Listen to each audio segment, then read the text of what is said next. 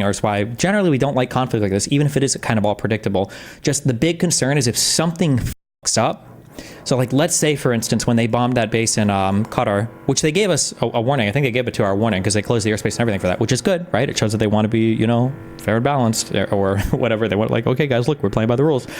The scary thing is if something fucks up and then somehow like a missile gets through to a place it shouldn't, and then like 200 US soldiers die or something, now you're in like a major scary world, because now the US has to step up and do something potentially big and bad. Yeah, and that's a spooky, and now everybody's like, oh shit. So that's why you generally don't want to have people blowing each other up in general, because bad stuff can happen. You typically don't want people to blow each other up because shit can get unhinged. What's your opinion that the Iran bombings were illegal military actions? Here's a question. Who the cares? Nobody gives a any of this anymore. So I don't know. I don't even, the analysis is boring to me. International law in the Middle East is boring to me. What a waste of time reading about any of that.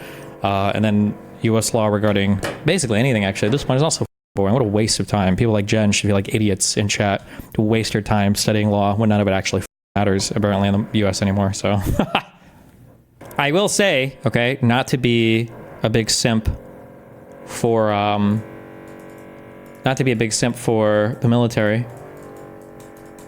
Okay, I don't know if it's too soon or if I'm allowed to say this yet. That B-2 bombing run was really cool. What was it? I think, I don't know how much I read this. I read on stream or off stream. I was reading a few articles off stream. This is like a 36-hour mission that they flew straight with air support, refuel on the way there. Supposedly the B-2s that were moved around in Guam were just like a bait, I guess, or I don't know if that was confirmed or not, or they were just like moving around and I don't know, to make people think whatever. But the B-2 bombing mission was like, I think it was like 6 B-2 bombers in a row, like dropping bunker buster after bunker buster after bunker buster after bunker buster to like blow shit up. And then they were out, and it was just a super crazy effective. It was just, yeah. When you compare this to like what Russia can do, where you're watching their MiG-69 shooting each other down, and then you have, as retarded as our president is, like the president of the United States making an announcement like, hey guys, just so you know, yeah, huge bombing run. We're already home, basically. Halfway home. The B-2 bombers are out. Nobody even knew what was going on. It was pretty sick. Pretty sick, but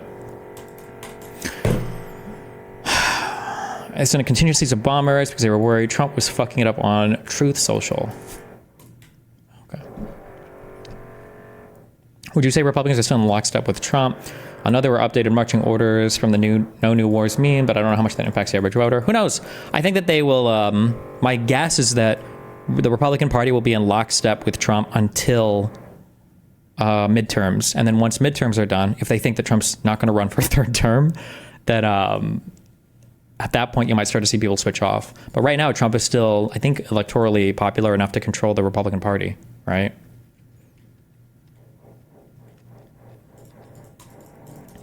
The fuck, who was it? Oh, I don't remember the names. I need to keep looking them up on Ballotpedia. Some Republican congressman made statements about how bad the attacking Iran was on Twitter, and then Trump started going off on him to do the bully pulpit shit, because Trump loves attacking people that aren't loyal to him, like any good dictator would.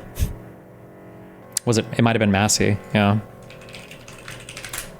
Oh wow, is he trying to, now he's trying to get this guy kicked out of office? President Trump's political operation has launched an aggressive effort to unseat Kentucky Representative Thomas Massey. Its first such effort to defeat a sitting Republican incumbent. By going after Massey, Trump's team is looking to put wayward Republicans on notice of the radio play. This is so unhinged. Anybody that is against Trump, he tries to destroy. God, Republicans are so stupid. Which is cooler, B-2 or an SR-71? I mean, I feel like the SR-71 has a lot of cool stuff about it, but I feel like the B-2, like, think about it. I feel like you're trying to do a lot of contrary things in one ship. Like, you want to have a ship that can carry massive ordnance, right? Okay, well, that's going to be a big, you're thinking what, like, is it the B-52, am I thinking? Yeah, that's like, okay, well, we want a ship that can carry big bombs, so it's got to be a big ship, right?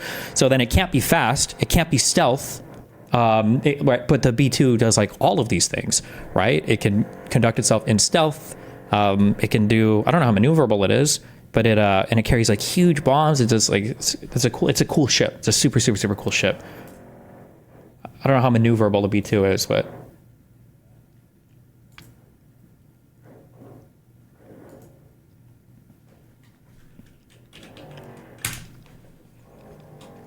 was reading a lot of random shit about planes. There's a name for this type of aircraft. Oh, is it a flying wing?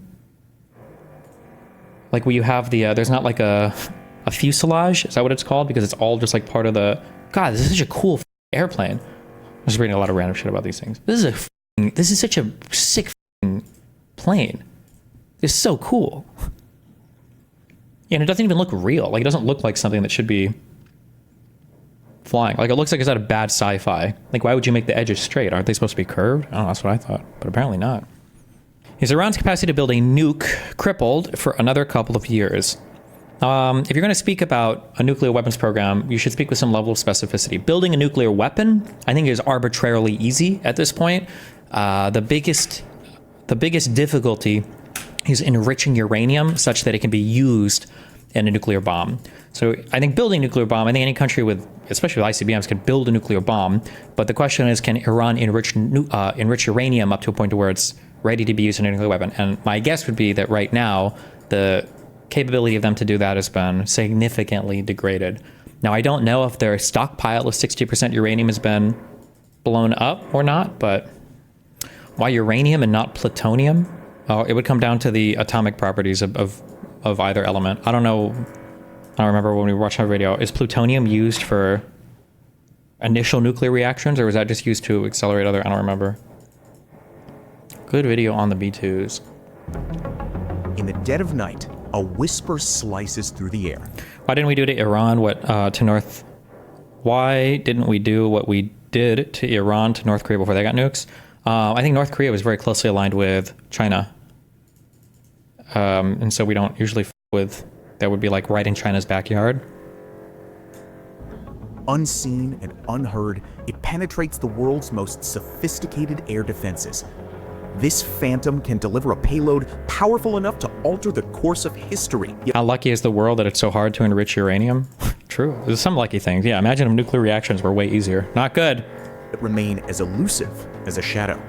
At $2 billion per aircraft, it's the most expensive plane ever built. How does a 50-meter wide giant become invisible to radar? And why does it look like it flew straight out of a sci-fi movie? Hey, I'm your host Regis, and today we're diving into the secrets of the B-2 Spirit, the stealth bomber that revolutionized aerial warfare. From its Cold War origins to its cutting-edge technology. See a WIC panel liking it so far? Yeah, listen, I've permanently ejected and I'll ban all the embeds. Okay, that whole sphere is just, it's too much weird socialist whatever cringe shit. Okay, we're moving past all of that. We're in a new tomorrow. Okay, all of it is just too weird. It's too weird. I can't understand it.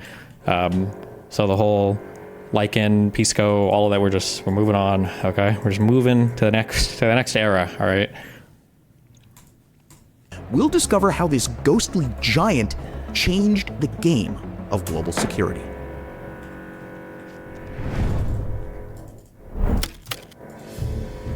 The year is 1975. The Cold War is at its frostiest, and the game of nuclear chess between the United States and the Soviet Union is reaching a critical point. Picture this: squadrons of massive B-52 bombers poised on alert at strategic air bases, each loaded with enough firepower to level entire cities. These massive aircraft were constantly kept flying or on high alert, ready to get airborne at a moment's notice, forming a critical part of America's nuclear deterrent. Flying out of Shepherd Air Force Base in Texas, the routes varied by year, but in general, there were routes that went to positions over the Canadian Arctic, Alaska, Greenland, and the Mediterranean Sea. But there's a problem. The Soviets have been busy. They've developed air defense systems so advanced that they could swat these flying fortresses out of the sky like flies. As one Air Force general put it, sending B-52s into Soviet airspace would be like throwing a rock at a hornet's nest while wearing a bright red target on your chest. So what do you do when your unstoppable force is starting to encounter an immovable object in the form of an even stronger defense? You change the game entirely. Enter the Advanced Technology Bomber Program, or ATB. The goal? Create a bomber that could slip past Soviet defenses like a ghost, delivering its payload before the enemy even knew it was there. It was kind of like trying to build an invisible elephant, a seemingly impossible task that had engineers scratching their heads. But this wasn't just about maintaining military superiority. It was about preserving the delicate balance of power that kept the Cold War from turning hot. You see, the whole concept of nuclear deterrence relied on the ability to strike back if attacked. If the Soviets thought that they could neutralize America's bomber